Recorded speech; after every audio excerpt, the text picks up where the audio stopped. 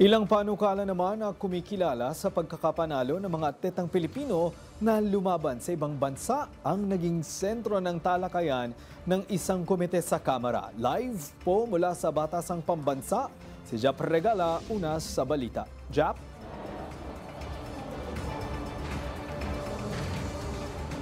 Greg, patuloy nga ang sinasagawang pagdinig ng Committee on Youth and Sports Development at dito, tinalakay ang ilang panukalang susuporta para sa mga atletang Pilipino.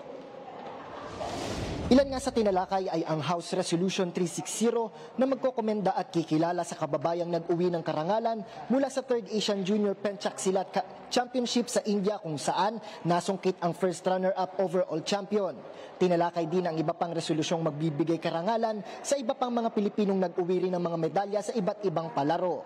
Isinusulong naman ni Cavite 8 District Representative Aniela Bianca Tolentino ang House Bill 2898 na layong amyendahan ang Republic Act 6847 o ang Philippine Sports Commission Act.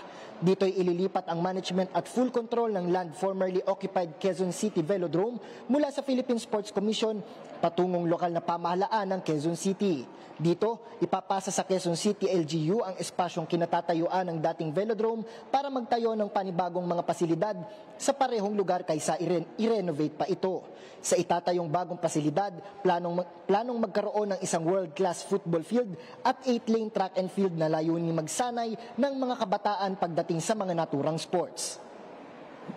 Greg, ayon pa sa Philippine Sports Commission, mayroon na rin anilang itinatayong bagong velodrome sa Tagaytay na siyang magiging tahanan ng mga cycling athletes ng bansa.